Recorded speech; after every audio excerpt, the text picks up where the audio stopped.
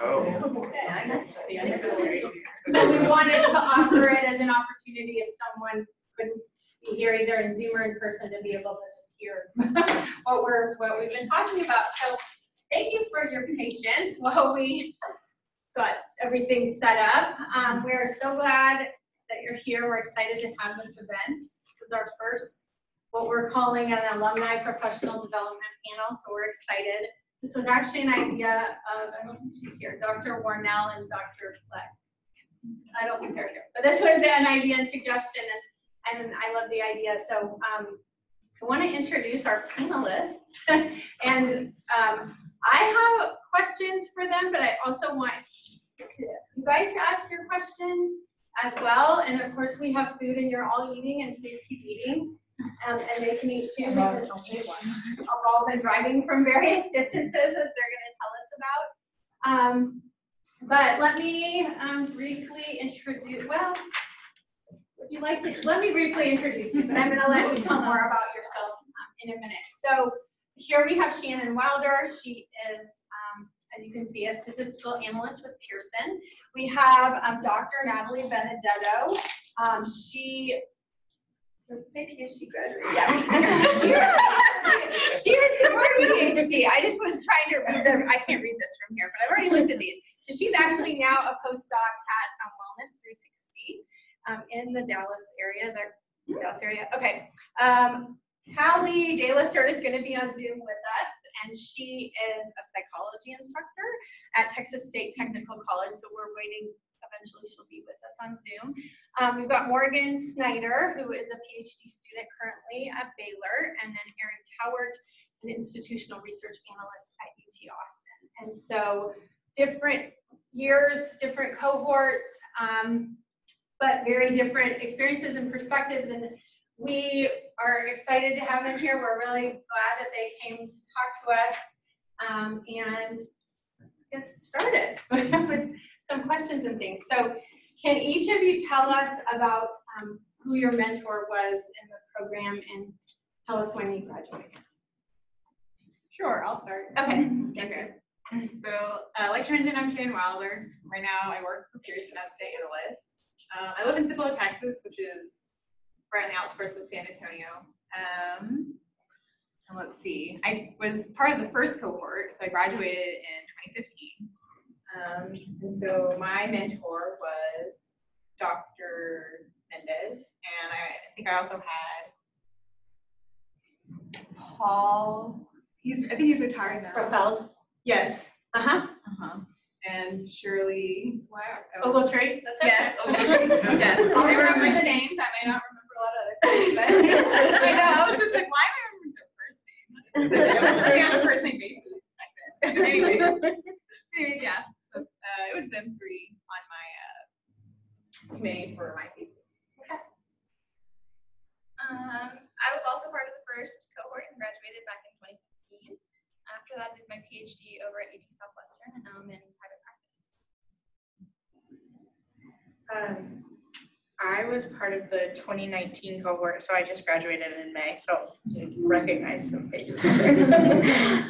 And Dr. Haskard was my mentor when I was here. Dr. Shepps was mine, sorry. Okay. Hi, I'm Erin. I was also part of Morgan's cohort, so I graduated this past spring, 2019. And Dr. Mendez was my advisor, not other way around, advisor, mentor. There we go. Can you tell us a little bit about the research you did when you were here, each of you? Do you want to just keep going? However, I mean, this is very informal, so whatever works best for you guys. So what I was interested in was actual social influences on contraceptive use. So I think it was like ended up being like a logistic regression comparing women who used contraceptives versus women who didn't. And I think we did like about like three times a month. We considered that not really contraceptive. And so I looked at like masculinity, femininity. I actually helped create like an ambivalence scale, and I also used that. It kind of flopped, but it was still a good experience because the reliability wasn't as high as it needed to be. And a motherhood scale to compare it with. I think that's it. So it was interesting. I think I found that if they had positive motherhood, they're more likely to engage in non-contraceptive use. So Positive what? positive attitudes towards motherhood. Towards motherhood? Yes. Oh, Even though, gotcha. and to preface, I guess I should, all these women said they were not wanting children at the time. So that just to, obviously if they're trying to conceive and use a contraceptive like that's not what we're looking at right here. I'm looking at women who say they're trying to not have children, and why are we still having these unprotected or non-contraceptive use? So I do not remember that much about my project. But I worked with Dr. Shannon looking at the non-medical use of prescription stimulants. And so we put an app on students' phones who admitted to being stimulant users, and we were looking at academic self-efficacy and mood and some of those variables and how that related to when they would use and then their mood and all of that stuff afterwards. So my thesis research was on weight stigma during medical visits and how it was related to the relationship between the healthcare provider and then the patient who were our participants, and then how that was related to medication adherence. So my research looked at our social relationships and how that influenced certain views of morality. And I can't quite remember everything. You're just big. Okay. Yeah. You don't have to tell But essentially what I looked at was how our relationships within different groups of people influenced whether or not we thought a certain action within that group was considered wrong or okay, acceptable, unacceptable. There we go. So when you graduated, which was either in 2015 or just last year, what was kind of the very first thing you did? Not the very first thing but as far as a job, going into a PhD program, what happened sort of immediately after you graduated from the program? So I graduated in 2015. I kind of had two jobs before the job I have now, which were okay. They were jobs to get by, and not exactly what I got my master's for. Okay. So, and it took a while. I started my job about 2.5 years ago. So I guess I was in between two other jobs, 2 years, or I think, 2017 is when I found this job at Pearson. What was the rest of the question? Or were we doing That was after the we question, yeah. I mean, we was sort of right after you graduate, have you been in this, you sort of answered you haven't been in this job since you graduated. You worked doing something else that wasn't your current job, basically. Yeah. Okay. And I mean, we're going to ask you more about your current job. Okay, but we'll keep going down. So I was accepted to the University of Texas Southwestern Medical Center for my PhD, and so I basically had a few months off and then immediately started school again. I just graduated in August of 2019, so I've only been working for a few months. What was your PhD in? Clinical psychology. Oh, how long was that program? It was 4 years with a captive internship. So if you guys have questions, I should say this, if you have questions that are different from mine, please jump in and ask your questions. So, okay. I started a PhD program, not right away, but in the fall. So I had the summer, and then I started the PhD program right away. So I think I took a week off and then I started looking for jobs just to settle after everything. And I was hired by UT Austin's Institutional Research Office in July. That answer all the questions? So thinking back to sort of when you were in this program, are there classes you took, if you can remember, either in our department or outside the department that you feel were helpful to what you're doing now, or just that you favorites or that you recommend? Any thoughts on any of the classes you took while you were here?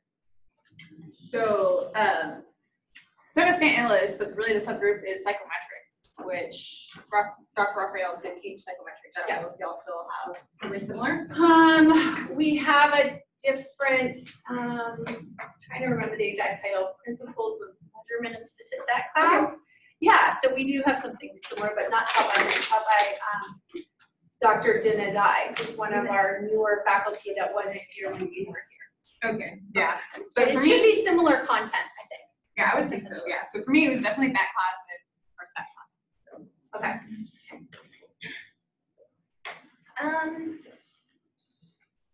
I feel like Dr. Shashevska's attitudes class was one that like prepared me to go to grad school. So it's been really hard.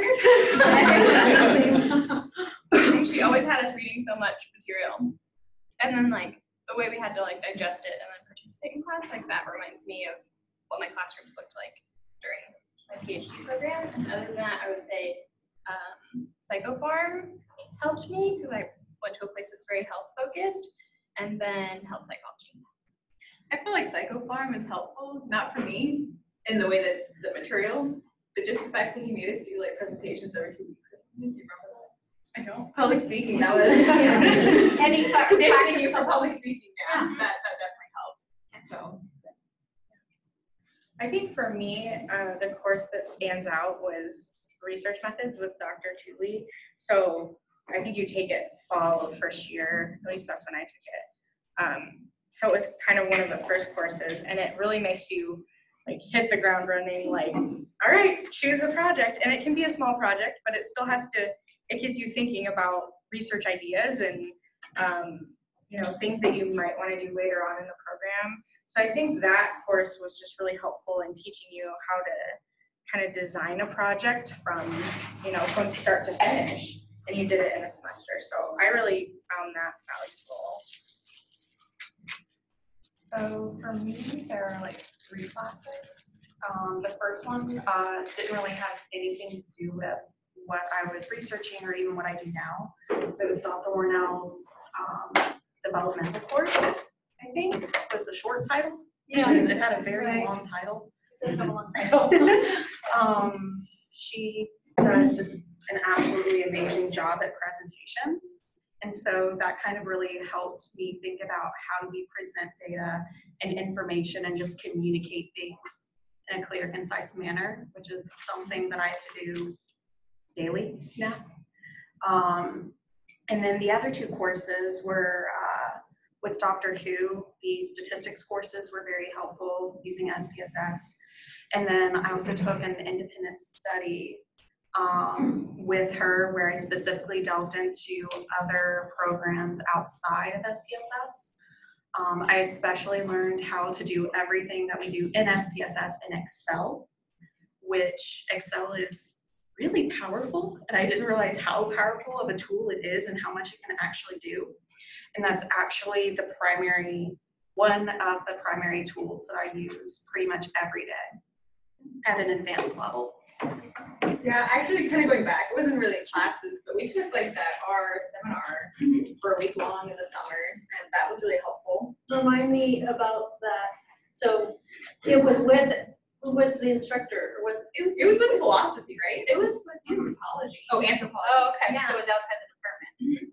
Yeah, but I think that, did someone find it for us? And we're all just, it was like 5 of us decided to sign up. Yeah. But I think it was still like kind of like counted part of, or like we got help funded Okay, with the department. okay.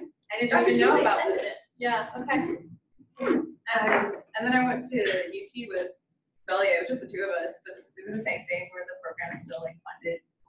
Or it was like a SAS workshop kind of workshop, thing? yeah. It was like an Okay. art workshop in the summer, and then with Belly, I did like a SAS workshop, which is, I use SAS now. Okay. A little bit of art, but mostly SAS. When I was doing the independent study with Dr. Hu, I also learned not a fair amount, but I learned some R. And even though I don't use R now, it got me into the idea of like how to code and analyze things using coding. And that's something that I do in SPSS now. Did you have to use R or anything else during your program? Yeah. So So- all of us have all had to use like R and these other free software. So when you guys have opportunities here, like really jump at them because you don't always have as much support when you move on to the next level. So that is a really good segue to my next question. What would you tell our current students about how to make the most of their experience in the program based on what you remember from your experience in the program? Like, are there classes? Are there anything else kind of like what you just said? Okay, so there were, those two opportunities. Okay. And then our second year, we had the opportunity to teach. Okay, GTAs, you're both GTAs? Yeah, we were both GTAs, so I think that was a really good opportunity. Like again, speaking in front of an audience, but then like you really had to know the material before you taught to someone else. So Yes. I felt like that was very helpful too. Okay. Oh yeah, and then for writing your thesis, they have like seminars at the library that you can just go, like for graduate students, like all, no matter which graduate program you're part of, you can just go get help with the thesis too. Okay. And are those the shop talks or were they? I think so. They're just like, little seminars that kind of like, this is how you use Word, but like for thesis.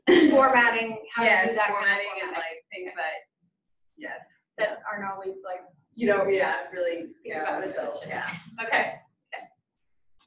What else? Is any of the others of these things that you would recommend how to make the most of the program while you're here? I did independent study with Hasker too. Me? No, sorry. How? Oh, no, sorry. I knew it started with an H. People there says that, well, we're both KH, and so Okay. I feel like that happens a lot. And your offices were right next to each other. Yeah, they're not anymore, but they were, and we work together on things, and we're always on committees, and so it's, don't worry. So you did an independent study with them? Yeah, and we showed me learn straight up. So when I left the program, I had a little experience. I had SPSS, obviously, and I had straight up R and SAS. Okay, That's how I left, so you had learned lots of different programs in different ways. Yes, and I would say I definitely actively sought out those. Okay. So good. I would say, and like she also mentioned the independent study, you can do that and get extra experience in the way that you're trying, whatever you're trying to get out of the program. If it's more stat heavy or whatever.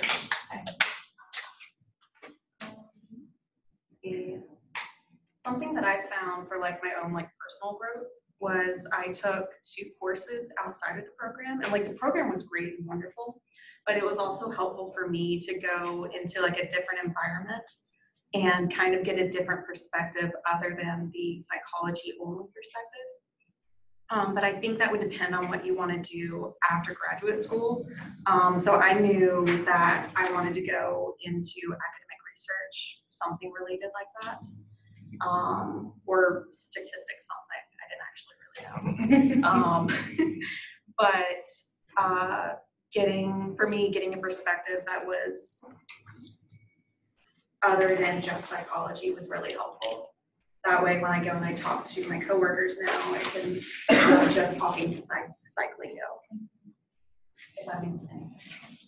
What were remind us what those departments were? I took moral psychology in the philosophy department. That was insanely difficult as far as thinking, because the way that they think is so different and so much broader than what we do here in psychology. I feel like we're a lot more detail-oriented, nuanced, things like that, and they're much more, I don't know, cloud-like. Yeah, That's what I'm gonna say. Are we even real? Yeah, is someone control? Do we really have free will? Like, how do we define that scientifically? And anyway, but they were great. That was a really great class. And the other one I took was, oh, I forgot what it was called, but it was class in the anthropology department. And I learned about African cultures because that was, oh yeah, that was part of my thesis research. I did a cross-cultural study. You think that would be a big part I'd remember, but anyway, because that was related to my thesis, learning about other cultures and how data connects to people outside of our own definitions of socioeconomic status and how we define, I don't know, religiosity even at a very basic level. It was really good taking that course because, you know, here we have the idea of, oh, you know, God can exist, God can't exist, God does exist. And in Nigeria, which is the country that I was looking at, they don't really have that concept of God does not exist. And so I got some very interesting responses on my survey regarding that question. I would agree with the independent study courses as far as something you should do while you're in the program, just because it allows you to kind of personalize what you want to do instead of a more general course. I took an independent study with Dr. Howard as well, and so I worked on, you know, a side project, like a paper that we're trying to publish right now. So sometimes taking an independent study can lead to, you know, maybe a publication or maybe a presentation. And that's, if you're looking to go on like to a PhD program, they want to see publications. So doing an independent study could lead to that possibly. And I think that's a really valuable use of time. If you can have some credit hours for that, it is valuable. I also took one with Dr. Who to learn R, and that was really helpful too because I'm using R in my program right now.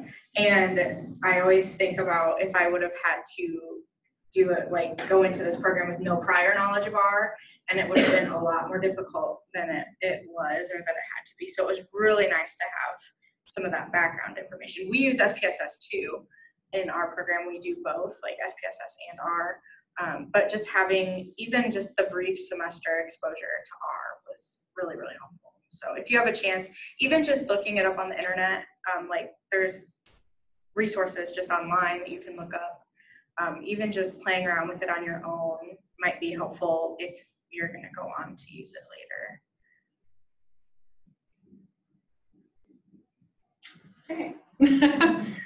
I have lots of questions. Anybody have any questions that they want to ask? Sure. Yeah, go for it. I have one for you PhD folks. Actually, because there's probably 4 or 5 of us in here that have just submitted like several PhD applications.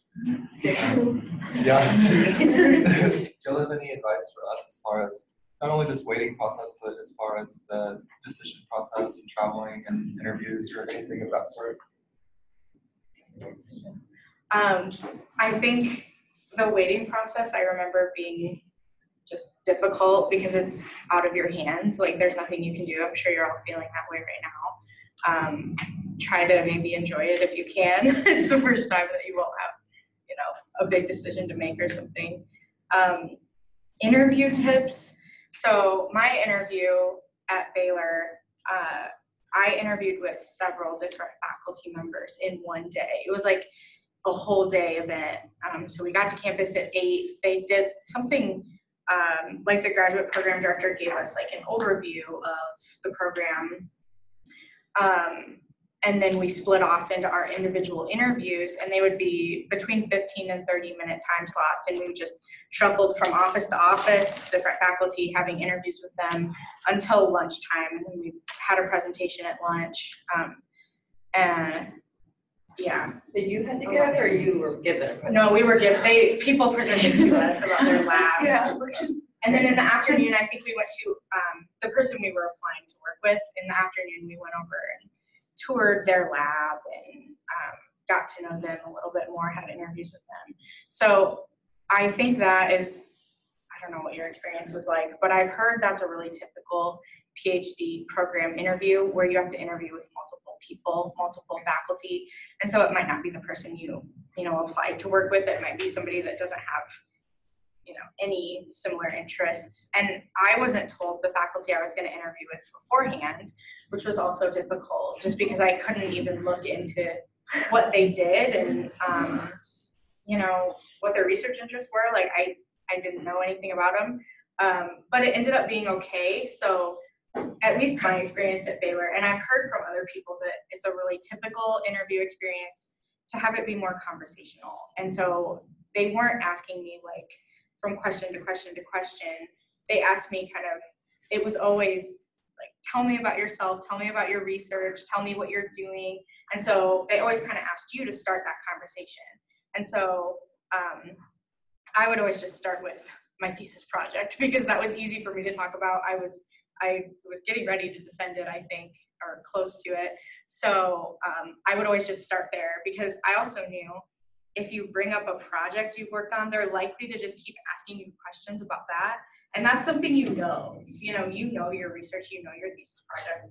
So if you can start the interview with that, I think that's actually and it shows that you have research experience and that you're passionate about a topic. A lot of times when you talk about your thesis or your own research, like your excitement will come out and they'll see that and they'll like that. So I always tried to start with, like when they said, tell me about yourself, I would say, I'm at Texas State, I'm a graduate student, and I'm getting ready to, I'm finishing up my thesis work. And then it was, well, what's your thesis about? And then I would tell them. So it was more conversational. And I think that that helped. Like the interviews weren't as stressful as you might think they will be because it's more, just a conversation.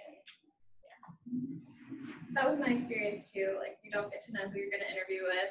But I think the other part was I recognized pretty quickly that the person who I was interviewing with didn't know all that much about me either. So you're really on like a pretty even field when it comes to that. And in addition to talking about your project, I'd have like a more general lesson you learned about doing research, sort of that whole process, because a lot of times other students will come into a PhD program having worked exclusively on other people's projects, but not developing their own full study. So being able to stress that and then know that you were like that involved, not just like an RA kind of a level, that's really helpful. Did y'all know the professors y'all were applying to? Had y'all like reached out prior to or had any sort of communication with them before you applied to them? I did, yeah. So I had actually visited his lab before. I think I visited in October before I applied. It was close. It was only a couple hours away. So I just wanted to go and visit the lab and meet him in person and see if I was interested in even applying there. But I think a similar relationship can be developed like through an email. If you can't go visit, you can still email, and especially if you're applying to work with them. I think it's helpful to have that relationship before interview day because I remember actually my advisor was helpful in preparing me for interview day. So he wanted to have a phone call with me even before interview day to kind of tell me like, okay, you're going to be interviewing with multiple faculty members. Kind of just gave me some advice for the day. So I think having that contact there would be really helpful. I agree. Definitely reach out early. And then remind them before you submit applications that you've already connected with them.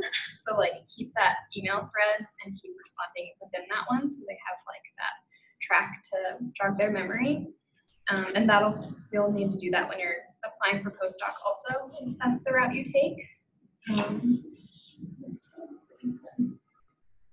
I can't remember. I have a question about like industry work. So like for this cycle, I'm only applying to like one PhD program, and so I want to have like strong career backup plans. That doesn't work out this time.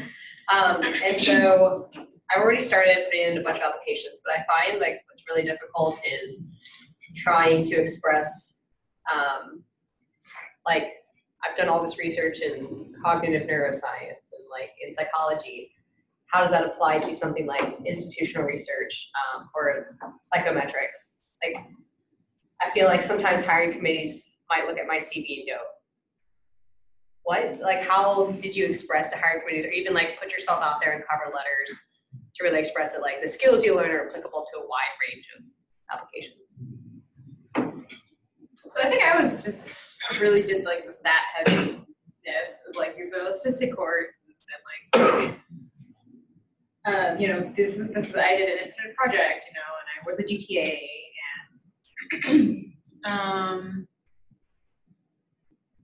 and I think one another like helpful tip is to mention, because psychological research program is very, very specific and not a lot of people they don't really know what that is. But you can filter for like quantitative master programs, which is more quantitative means more like math kind of heavy-ish, but it's like a very, very general. And I think circle glasses. The one who the very first person. Oh, Dr. Graham. Yeah, Dr. Graham. She said Yeah. that this was considered a quantitative program. Right. And so whenever, I mean, you don't want to say like, oh, I'm looking for a psychological research job. You know, you can, you know, look Yeah. for a quantitative, you know, master's program or just anything in that kind of nature, I would say. So you're just reinterpreting it kind of in a word that's more understandable by all. Are you having trouble selling yourself or just finding the right job? It's a little bit of both, because like I feel that a lot of the jobs that are like in psych research with like a master's are like lab managers, and they're pretty underpaid. And then there's the industry jobs where I feel like they're like, all right, we want 5 years experience and like all these different things. And I'm like, it took me a while to get at the comments to say like my experience as like an instructional assistant, like this is all real experience. Because I've even been asked the question, do you have any real world experience? Which is super insulting. But so there's like this kind of gap between underpaid research and before I get to a PhD, and then industry research that's better paid, but it's like intensely competitive. And it's hard. I mean, it took me 2 years. So Pearson's great. Tell us how you found that job. Can you tell us like a little bit about? I think I just found it on Indeed. Okay. They actually, master's program wasn't required, which is probably why they were okay with, I guess, lack of real world experience. But it still pays okay. It still pays pretty good. I think they kind of took a chance on me. They did see that I did have like several different experiences in a week with SAS. And I think being a graduate student from a master program kind of just really just shows that you're a responsible student, or you're a responsible person, and that you would be a good candidate for them. So I think they were kind of in the field of maybe bachelor's with experience or master's with no experience. So you might be able to find jobs like that. I think actually Dr. Raphael did mention Pearson. Oh, really? Yeah. In class or in? Yeah, also as well. So Okay. It's kind of big. So Definitely draw on your connections that you already have, like even if it's an acquaintance of an acquaintance, like at least it's someone who links you and you're not just like, hi, I'm a random person. Can you tell me about your job? Yeah, I think that's one of the troubles I'm having is because like I'm not from the state, and so like Texas State is my first experience in Texas. So like I'm trying to like go to different like professional organizations in Austin and like part of like Women Who Code and things like that. But it's still just like super intimidating. It took a long time even throughout my applications to be like, yes, I have these skills. Instead of like, well, I'm willing to like, or like, you know, really like over glazing like the experience I had, but still. Erin, how did you find that? So, just as a quick caveat, I think I personally just really lucked out as far as timing goes. I have Shelby, who was in our cohort. She applied to like over 60 different jobs. And I think Nicole was in a similar boat, and some other people. I applied to 3. Well, I applied to 4. 3 of them were all in the same department. And so I don't want to say look desperate, but so essentially what I did, I don't really trust Indeed.com just because it seems like a massive corporation to me. So my process was, I did look at Indeed, and I knew I wanted to like prioritize working at UT Austin, just for convenience, because my husband works there and we can commute together now. And so I went, UT Austin has job postings, and they have like a page for internal if you're already an employee there, and then they have external. And so I went to their external employees or external hiring system, and I just typed in research and statistics. I found 3 jobs at UT that I applied for. One was with like their IRB, and the other 2 were in the office that I am in now. And so I applied to both of those. And as far as Indeed.com went, what I did, I only applied to 1 job. And I remember I typed in like research, statistics, quantitative, qualitative, things like that. And if I found a job that I was interested in, then I would go to their main webpage, their own website, to see what type of company it was. So the approach that I took was, not only are they interviewing me, but I'm also interviewing them. Is this a place where I actually want to spend time at? And I know that's not always possible, but I was in a situation where I could do that. And so I was very selective for, do I actually want to work for this company? Is this something that I can see myself staying at for the next 5 years? And so, especially like during the interview process, having that confidence and that need to like, I want to work here, that will come across, I think, I hope, supposedly. And so, especially for the office that I'm in right now, we've been doing some other hiring for different positions, unrelated to the statistics side of what we do. And I sat in on some of those interviews, and I was part of the interview committee for that. And I specifically remember we were hiring for administrative assistant. And we had 2 candidates that we had narrowed it down to 2. One had a lot more experience, but she gave off the air that it was kind of blasé, that she didn't seem like she would be in here for forever.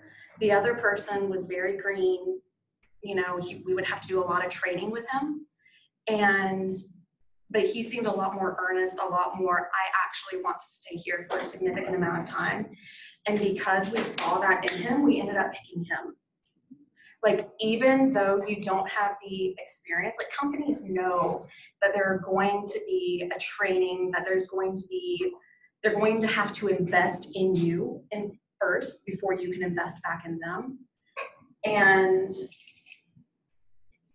I lost my train of thought. So essentially, like, even if you feel like you don't have a lot of experience, don't let that stop you from applying to a job, because sometimes companies are going to be like, yeah, we want someone green. That way we can teach them exactly how we want them to work, and they aren't influenced by other things. And another point on what you had mentioned, also consider that you're interviewing them as well. So if someone says something rude to you in an interview process, like, well, do you have any real world experience? You know, do you actually want to work with them, you know, for the foreseeable future? And so just take that into account and have that confidence that you have that experience, that you know, like, you're all in this, you know, program, you're smart, you're all capable. It's just, yeah, just have that confidence and just know that, like, you are a person of worth, if that makes any sense. I hope that was helpful. Yeah, you mentioned the interview process. I kind of feel in the same boat where now being on 2 years, we've like hired a few people, that it's not always the person with the most experience that's hired. Yeah, we really look for someone who can work in a team and like seems, you know, earnest honest and gives real answers. Like, well, what do you do in your free time? Like, well, I'm trying to solve world hunger. Like, or like all I do is like SAS coding in my free time. It's like, do you really though? So, you know, like just like honest to like a team person once like you get to the interview process. And it's hard to even get there. But one thing that I did on my resume, or I didn't actually submit a resume, I did a CV. I specifically left in like under special skills, something like that. I'm really into like fish tanks and like freshwater fish. And so I specifically put there in my last line, freshwater fish and shrimp keeping, right? And of course I didn't mention that anywhere or anything else like kind of weird off topic in the rest of my CV. But during my interview process, it was a 2-part interview. And then also to take a quick step back. So for the office I'm in, I applied for 2 positions there. They actually set up a 3rd one, and they told me after my first interview to apply for the 3rd one. And I had a moment of, do I really want to apply for this one if it pays like a little bit less? And then I figured, I'll still go for it. And that's the job I ended up getting. So if the company wants you, they will make it happen. If they have the budget, they'll make it happen. So anyway, that's a different story. But during my interview process, both of the interviews, it was horrifying. I was in a room with like 5, 6 other people, and I was at like the front of like a conference room, and they were all sitting around asking me questions that they had already printed out on sheets. They were all taking notes on every single thing that I said. You know those like top 30 most common interview questions you see, right? None of them. None of them were in there. The first question that they asked me was, how do I define good communication? And so questions, yeah, there was like that. There was, you have 3 projects you're working on. They're all due on Friday. You know it is impossible to complete all of them on time. What do you do? Questions like that. That was terrifying. But when you encounter those scary questions that you don't know how to answer, like don't try to answer it immediately. Actually, like take a second, think your answer through. They know that you're nervous because I've been sitting at the table staring at someone. Like we can tell you're nervous.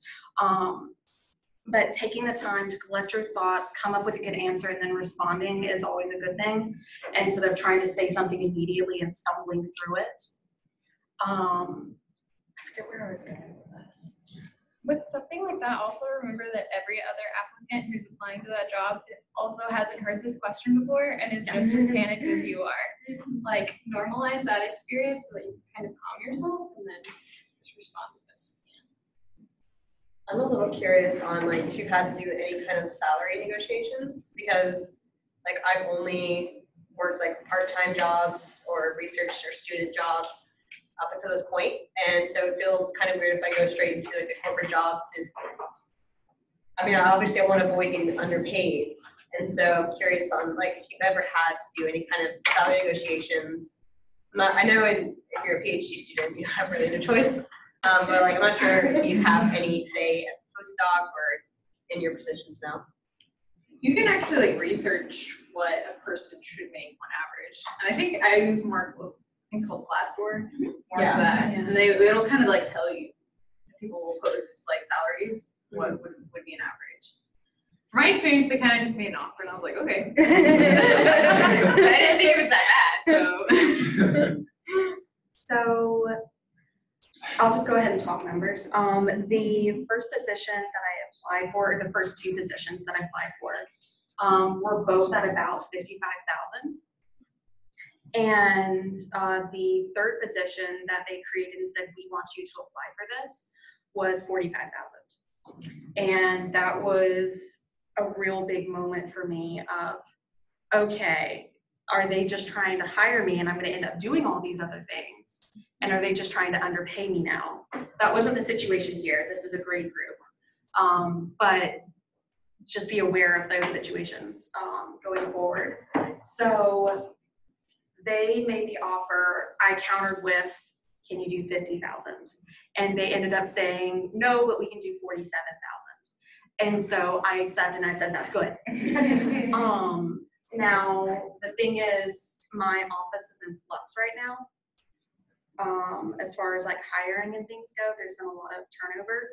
Or not a lot of turnover, not like a bad reason, it's just people got old. And so that is a very difficult conversation to have. And I do know that I will be talking with my direct supervisor about that in my upcoming year review in July, but he and I have already talked about it a little bit, saying, I can see you're doing really great work, you've caught on to things really, really fast, you're being really helpful for the team, you will be compensated for that. And so, worst case scenario, if you're in a job, you can always counter with, hey, can you do this, and see if they'll go up. And if the worst they can say is no, they're not gonna, at least I hope not, they wouldn't rescind the job offer. But obviously don't say I want 120,000, unless it's that type of level job. But yeah, I would say always negotiate even 1,000 or 2,000 up, see if they can do that.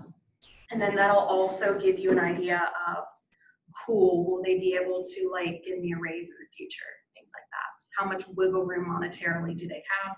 Or, it adds a little insight. Okay. I have a question for the PhD students. Did y'all go into your program still working on thesis stuff, or did y'all switch gears, and how did that play out? Did you go in and start working on what your mentor was working on during your PhD? Did you just abandon the thesis? I abandoned the work that I did here. Sorry. My program was very different though, so you don't get a mentor immediately. You do your first year of classes only, and then after that you choose where you want to go. So it wasn't until my second year that I started doing research with patients who have cancer. So. As of right now, I've switched gears, but I'm still trying to merge my interests and my experience from my master's with my current advisor's interests and our lab interests. They're both within the realm of health psychology, but my current lab does mind-body medicine research, and I had no experience with that going in. But there's, I'm still kind of trying to find where I want to fit in that lab and what I want to do going forward. So I'm not continuing anything with my thesis other than I'm trying to publish it still. And so it's not off the table though. My advisor and I have had conversations of me continuing work with medication adherence, which is something, it was a topic of my thesis. And so it's possible that I might continue with certain aspects of my thesis. And I would like to do that because, that's the literature I know, and that's the experience writing I have. And so I would really like to try to keep at least, an aspect of my thesis as my current topic. So I'm kind of trying to work through that with my current advisor. Can I ask a PhD question? So was your PhD program, what are some of the ways it was different from here, different from being a master's student? I feel like it just takes up so much more time than this did. Yeah, I think I don't know why, I just felt like I never had time. And I always thought it was gonna get better, second year will be better. No. Yeah. I have had that same experience of, it just feels like I have less time, but I don't know why. I have tried to think through that. And I don't know why, because a lot of what I'm doing in the PhD program right now is what I was doing here in the master's program. So I'm taking classes, the same amount of credit hours as I was here. I'm teaching, and I was a GTA while I was here. So it's, you know, the same amount of work pretty much with that. And then, you know, doing my own research. So I don't know why I have less time. I think one of the aspects of the PhD program, so here we have a little more flexibility with our time, I think. So you're not maybe expected to have like physical hours in your lab or in like doing research here, but in my PhD program, like I'm expected to be in the lab, you know, 20 hours a week. Pretty much when I'm not in class or teaching, I'm kind of expected to be there like just in normal working hours, like 8 to 4, not after, okay, no. Like normal work hours, you know. And so I just find just a little more expectation of like being present. Because here I feel like you could get away with and still do fine and still excel in the program working from home, maybe, you know, for example. And I did that a lot because you're more, you know, your thesis is kind of your focus, but like I haven't even started my dissertation. So right now I'm just helping with, you know, my advisor's projects and things. So just more time spent doing that. Is there still undergrad? Do you still have undergrads working in the labs too to help? Yeah, we do. Yeah. There's quite a few undergrads in our lab, and it's good. Did you get? I know some schools will like accept a certain amount of hours from your master's to count towards your PhD. Like, were you able to transfer some of your hours to your program? So I could have. I didn't. I tried to. It just became kind of messy.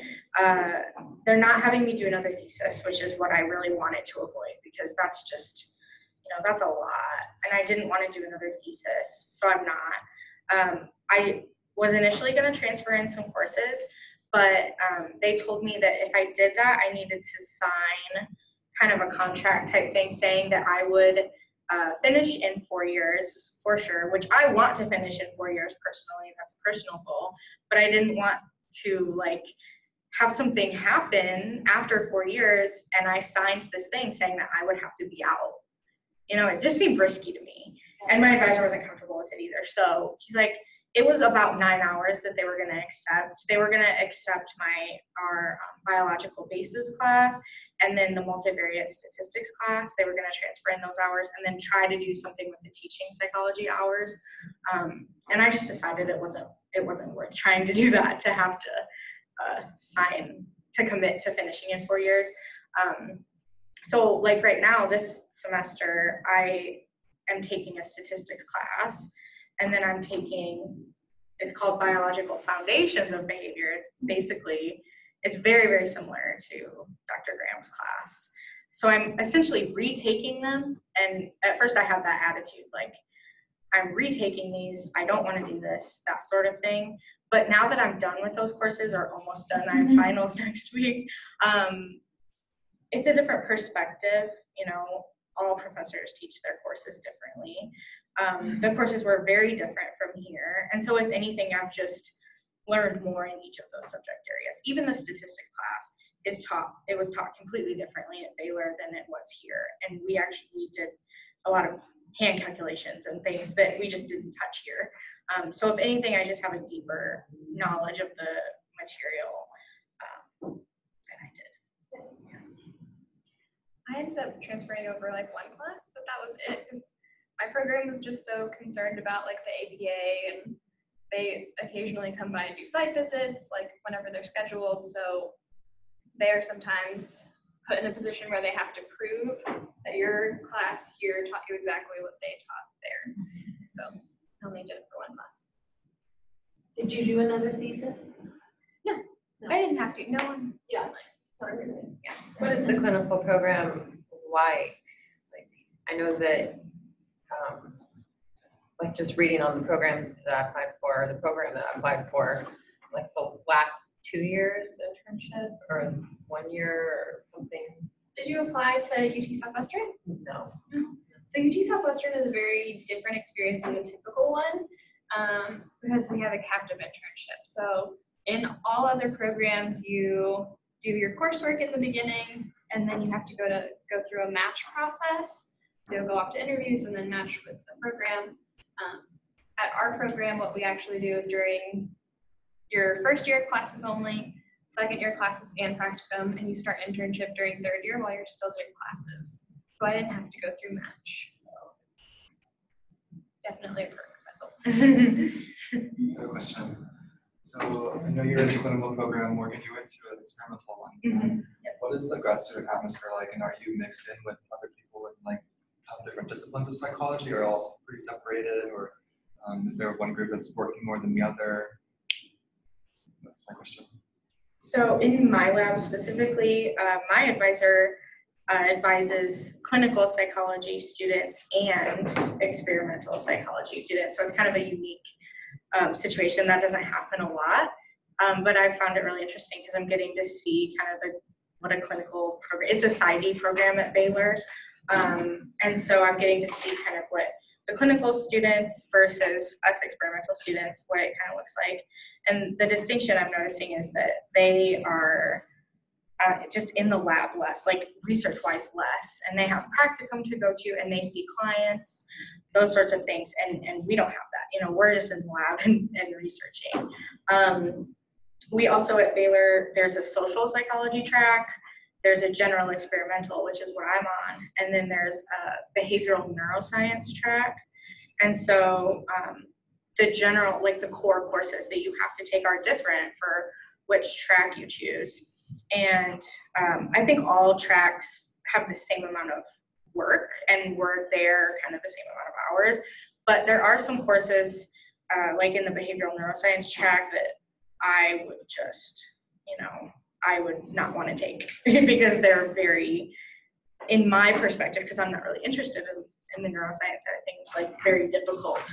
And so also there's some people at Baylor that do work in laboratories with animals, like there's some mice researchers there, and so those students are expected to be in the labs like just more often because they have to, you know, care for the animals and things. But I think equal work. UT Southwestern has a really small psychology department, so the 10 students that were there, we were close to each other, but no one else, because the rest of the college is for medical students. So we were always like invited to the things that the med students did, but everyone was just like, we know all of these 100 people who are you, so we didn't do it. What else? What other questions? I was wondering you already talked about the statistical programs that you all use on your day-to-day. Is there like an emphasis to use a particular one in your job, or are you allowed to use whichever one you prefer? Is there any like freedom in that sense? I use SAS, and we actually share a lot of programs, so it's pretty standard in the way that everyone has to use SAS, at least for, I guess, say 90% of the work. For some of it, if we can produce this graph or this whatever, it might not matter. But I would say 95% of the time, we kind of collaborate and share code with each other, so we all have to use the same program. So that's right. Like what you're saying is like multiple people working on the same project have to do it because your data set's going to be a specific file format. And so you can't like take an Excel macro enabled workbook and it appear the same as a CSV file in another program. So in my job, there's a very much, it's like a shift right now. We're trying to shift like everything over into SPSS because one, it's a pretty powerful tool, and two, the syntax, we pretty much write out syntax to pull all of the data, analyze it, so on and so forth. And kind of like what you guys are saying, you know, there are multiple people working on a project. But one thing that's important in my office is that our data has to be reviewed by at least one other team member before we can send it out. And so that team member has to be able to go in and read through what you did and make sure, cool, did they pull this correctly? Did they define this correctly? And so SPSS is really good for that. Some other programs that I don't always use, but that are used in my office is Cognos, which is probably not used anywhere else. It's an IBM thing and it's weird. We also use SQL, Tableau, which is a data visualization thing, program, and what's the other one? I can't remember what the other one is, but that's, I would say like SPSS is really emphasized and wanted in my office. I know Tableau is actually, it's something I've like never heard of in academia, but it's mentioned in so many job postings. And if you're a student, you can get access to training programs and the program for free. So it's something that like I'm gonna be working on during winter break. And so like if you have interest in gaining skills that are more applicable to industry or innovative to academia, Tableau is something that is free for students. That's, yeah, I think that's a really good idea. I wouldn't try to learn SQL because it's weird. And I don't like it, but if it's also, but yeah, no, Tableau is, I would say, really good, especially if you want to go like into like a data visualization, data like sharing area. That is, Tableau also has on their own website, they have like public groups where people can go in. I don't know what the rules are for getting access to that, but where people will go in and they will share the visualizations and the dashboards that they created. There are also some pretty big like international, national, and like local Tableau conferences. There was one recently in Las Vegas. And one thing that they did was they have like an entire stadium, like basketball stadium, and they brought in like 2 teams of Tableau visualizers. They gave them the data 24 hours before to look at it, and then there was like a 5-hour competition to see who could create the best visualization. And I think there's a video of it somewhere. So just random I saw a little side. documentary about that. Oh, those are pretty common in stats things. They do them over SMU also. Like a hackathon type thing. I have a question. So for someone that's getting a CV or resume ready for the job market, do you have any advice on kind of like resources or like any sort of information to like how to get that ready for the job market? Because I don't know if it's very different trying to get a resume ready for like academia, right? But then what about the job market and like what helped you guys most to get that going? They just send it to both of them and make So, yeah. I was part of an interview committee for hiring some new people. You know how they say keep your resume short, keep your CV short? I promised myself as soon as I got those resumes, I had like a little stack of resumes. And it's like, I'm gonna read these, I'm gonna give them the thought and the time that they deserve. I was just so busy. I think I just like glanced at the first page and like looked to see where did they get their degree in, you know, what is their research experience in, what kind of skills do they have? And so kind of keep that in mind that like when they say keep it to 1 page, it's not because the people don't care about you. It's literally because sometimes they're just so busy. They don't have time to actually look at it. So that's that perspective.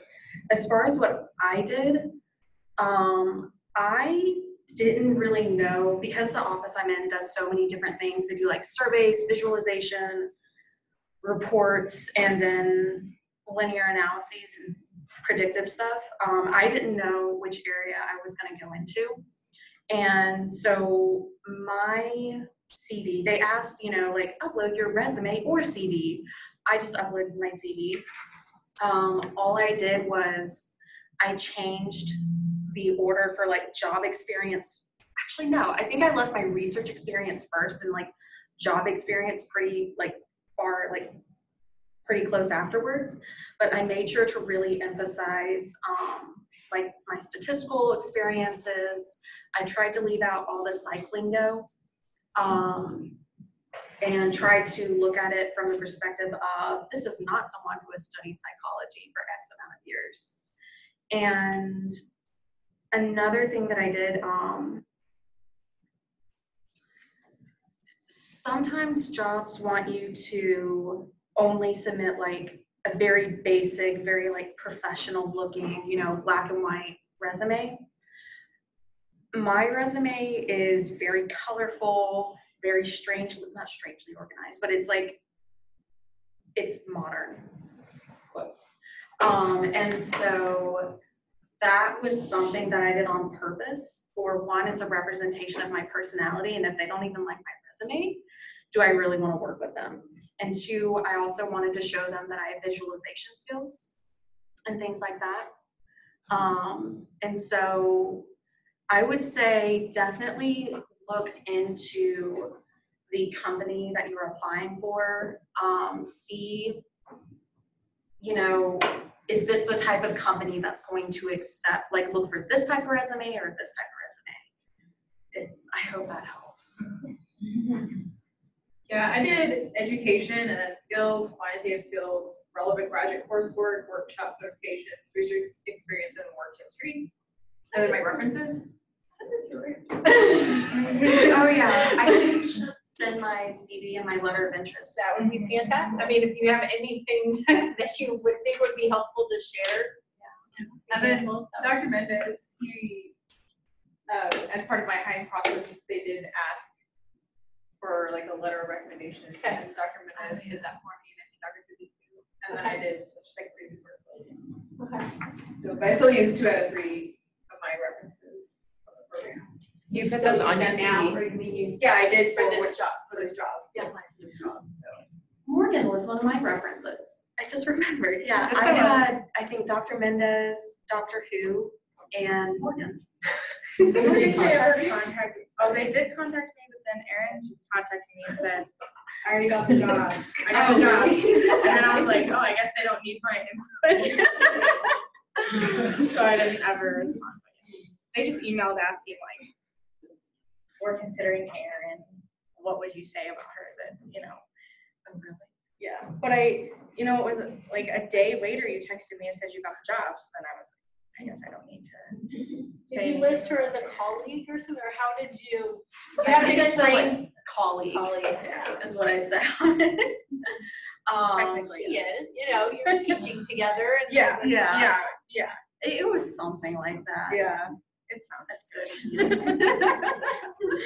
Yeah. But I was going for, and I did that on purpose because I wanted at least 2 people. So Dr. Mendez knew me professionally. He was my mentor. Interacted with him a lot. Dr. Who, I worked with her on a lot of statistics, and she knew me as a statistical, like the background I had in there. She was more knowledgeable about me in that area than Dr. Mendez was. And then Morgan knew, you know me more personally. And so I was trying to target 3 areas of like professional, skill, I'm not crazy, things like that. Yeah. And I saw what you did in the program too, so I could have spoke to that as well. Like, you know, I learned the same things as Erin did. A lot of the same things, so I could have spoke if needed, but didn't need it. She got the job without my couple words. But another thing with the resume and CV kind of like distinction. So I actually this time last year was not 100% sure that I wanted to do a PhD. And so I was looking into applying for jobs as well. And so right before winter break, I went over to I think it's the career center here. I don't know what it's called exactly. Services. Yeah, and so I met with a counselor there, and I brought my CV with me, and I just said I would like help turning this into a resume, like something that I would apply to a job with. And so she actually, you know, we sat down together and she recommended, move this here, highlight this, like you don't have relevant skills at all on here, like you need to add these things. And she had ideas. She's like, so teaching, what skills did that help you develop? And then we just talked through it from someone who had, you know, she had a lot of experience, like applying to jobs. So, and also, it was right before Christmas break, but this career counselor, she was very, like, when you finish it, like when you work on this and get it into resume format, you know, send it to me and have me check it over and I'll look at it for you and I'll send it back to you and we can keep going back and forth. It wasn't just a one time, like, this is what's supposed to be on a resume. It was very personalized. Like, she took my CV and she was willing to talk through it with me and my experiences and things. And so I would recommend, I mean, I can't guarantee that you would have the exact same experience because I do think she was going above and beyond as far as like, you can send this to my personal email and I'll look at it for you. I don't know if they're expected to do that or not.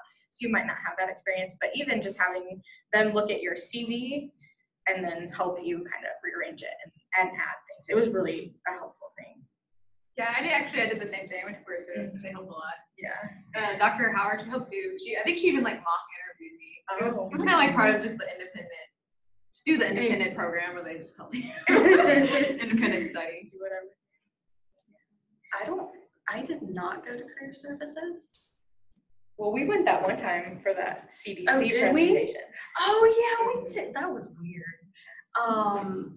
I think, like, didn't we have a thing amongst our cohort where we like shared each other's resumes or something? I'm thinking of something else. Never mind. Yeah, use each other. While I was looking for a job, Billy actually told me about a job that she got. I think it was like with the government. But it was in Austin. I really wanted to go to Austin. So. But I mean, like, you kind of like get an idea of like who's planning on looking for jobs and like who's planning on going to a PhD program and kind of like try to sit together and tell each other about opportunities. Yeah, we've kind of done that, like in our cohort still. Like, I mean, I don't remember specific instances, but like our group chat, Shelby has a job in, I don't know exactly, something in Austin. Research. Like Google. Yeah, Google. I think user experience research. And so she was telling Nicole, another girl in our cohort, about you know, my company's hiring. Like, oh, you know, you should apply for this. And so I think, yeah, like you said, just kind of contact each other if you still can. But I think Shelby got a hold of Ashley too. Oh, okay, yeah. So just, and yeah, you guys use us, kind of, you know, as or others from other graduating years, like, Erin, is your department hiring, or, you know, is Pearson hiring, like those sorts of things too. I think we were hiring in September. And You were. Or did you send it? Maybe it was me. I gotta look back at my emails, but or I may have sent it sort of to select people who, because I think you said people that have graduated or something like that. Yeah. But Sarah and I, so let me add to that. Sarah and I have a beautiful Excel file that's a list of all of our alumni and what they're doing and where they work, and we've updated it, and we've been working really hard to kind of keep it up. So if you are at this point and you're saying, I wonder where some of our alumni work, I mean, we have some things on our website that are fairly general, but we can give you more specifics and ideas. And I feel like I do when something comes up that I can think of, but I mean, we get reached out to by, you know, like Shannon, for example. Morgan's advisor reached out. Oh, it's Callie. Hi, Callie. Oh no. Oh, you're muted. Your microphone is muted. Hear me now? Yeah. There we go. Okay. Good. Yay. Hello. I assume my face is very large. I apologize if it is. How are you, Callie? You can't. I'm good. How are you guys? Good. We're good. So we have, I I don't know if you have a very good view of everybody, but our panel is here at the front. Can you see them?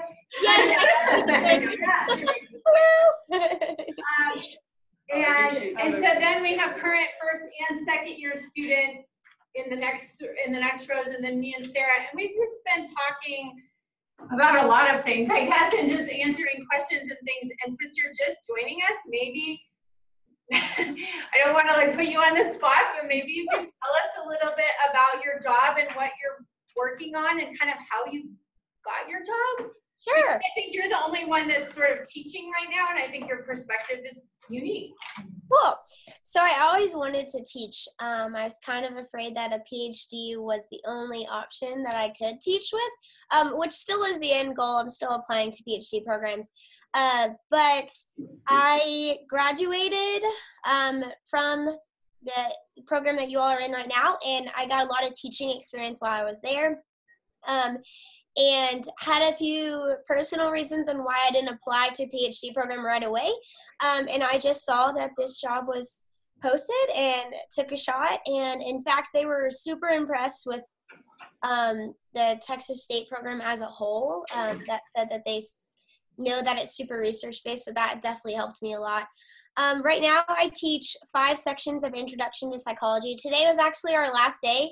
I was hoping to try and be there in person, but tonight we have graduation, so I couldn't miss all of the things. But I teach 5 sections. I do teach at a technical college, which is a little different than at a university, given that all of the students that I see, their main goal is not academic focused. They're all going on to be welders or diesel mechanics or pilots or air traffic controls, which is much different than what I taught at Texas State, but it's kind of cool. So they take my class if they're planning also to get their associate's degree, which is why I only teach introduction, because that's the only psychology that you need for an associate's degree. But I've liked it so far. It's taught me how to teach differently, to teach 2-year students. So at Texas State, I had students who were all psychology majors who all really enjoyed reading the book or talking psychology. And then my students here, I've got to find a way to relate it back to either, interviews or how we can understand how people behave, or somehow back to their program to keep them interested. But I really enjoy it. It's a much smaller course, much smaller class, and teaching is definitely where my calling is. So it's been good. It's been good. But being in the Texas State program really, I think, strengthened my resume quite a bit, where I don't know I would have gotten the job elsewhere. So. Can you tell us how you? Okay. Can you tell us sort of how? I mean, I know you may have been moving to that area, but sort of how you found your teaching job or how you were searching for teaching jobs. Tell us a little bit about that process. Yeah, sure. So I was honestly looking for adjunct positions because that's a lot of where I thought they would take students who only had a master's program or who only had graduates. So I was quite literally just Googling adjunct psychology jobs. Mine was a different case because my family was okay with moving wherever it took us, which was a big thing. A lot of times full-time teaching positions are hard to find, especially if you don't have a PhD, which is the situation that I was in. But I just would, Google psychology instructor positions, and this job was posted at the beginning of November in 2018, and then I just applied for it. It came up on Indeed.com. I never trust those sites for some reason, so I just contacted the lady over our program here and spoke to her directly, and I sent her all of my resume and CV and stuff, and then I started here the last week in April. So it was about a 5-month process between, I had 2 interviews and then just waiting to hear back from everything. And then we made the move and I started teaching up here. Did you apply to other schools besides the school where you are? Other Yeah, they were all for adjunct positions, though. They were never for like a full-time, and most of them were adjunct pools. So like I'm in 3 adjunct pools for surrounding schools for Tarleton, Navarro College, and actually Abilene Christian University. But I'm not really sure if that would result, you know, I'm not really sure when they would need me or how often their adjunct turnover rate is. But most of the other jobs, like you can see some that are like straight adjunct psychology instructors, which typically mean, I think, to my understanding, that they need you right then. And then some of them will, in parentheses, say the words like pool, P-O-O-L. And I think that's general, like, hey, our pool is getting low from who we contact and get adjuncts from. We need to boost it back up so that if we need more adjuncts, we have people to contact. How is the load? I mean, I'm sorry I'm bombarding you, but I guguess we have another event in this room pretty soon, so I think we have to wrap up fairly quickly. But how is the 5-class teaching load? So I kind of had it good here. In the summer, I had a lighter load. I only had 3 courses, which was kind of nice to like get my feet wet. 5 classes was not quite as bad as I was thinking it would be. I think it helps my situation a lot is that I teach the same course. So very much, you have to change it in some ways or else you get insanely bored saying the same things over and over again. I always joke and say my last class always gets the best lecture because I always figure out the best examples and things to say. But it's not too bad given that my class prep is typically the same thing. It's, once a day instead of like, oh, I've got to prep for lifespan. Now I've got to go prep for a psychopharm. Now I've got to prep for abnormal. So that helps a lot. And my classes are capped at 30, which is also pretty nice. So even when I have overrides, I only have about, I'd say like 35 students in each course. And that's if they're full and capped. So you find ways to make things be auto-graded, but even like at the end of the semester, I had them write papers on how psychology relates to their program, and so that was a little extensive, but even then, it wasn't like overbearing, I didn't think. Since we don't have a lot of time left, any other questions or sort of final questions? Anybody? I have another comment, I guess. Yes. So actually, one of the last candidates we hired, she used to be a scorer for Pearson. So she had Pearson experience, but going into like a stat analyst job. Okay. So, and I think it's like